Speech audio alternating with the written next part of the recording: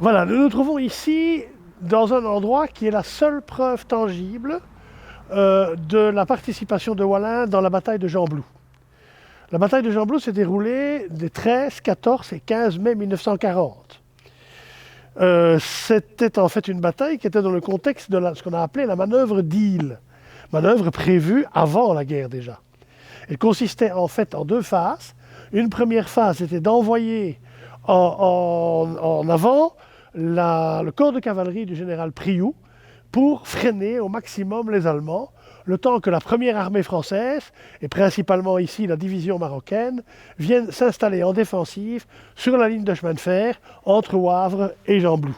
Alors ici c'est intéressant parce que nous nous trouvons à l'endroit d'un ancien petit cimetière où a été inhumé des soldats du 110e régiment d'infanterie qui eux tenaient le petit village de Perbais et des gens du 2e cuirassé. Par exemple, Couly, ici, le lieutenant Couly, est en fait un officier du 2e régiment de cuirassé qui a été tué ici à Wallin. Il faut savoir qu'ici à Wallin, il y a eu des combats de chars, principalement le 14 mai au matin, des combats de chars assez durs. Les archives allemandes parlent de 7 chars français détruits. Et ça a valu d'ailleurs l'officier qui commandait les chars allemands, ça lui a valu la croix de fer.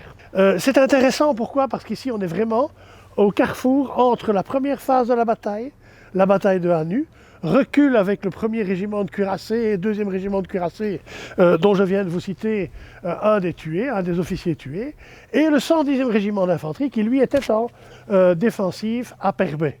Nous sommes vraiment ici dans un événement charnière entre les deux événements, les deux journées.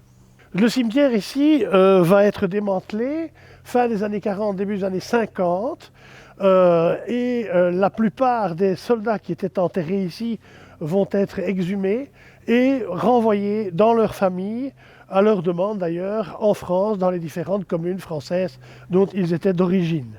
La plupart des gens du 110e régiment d'infanterie étaient eux originaires de la région de Dunkerque.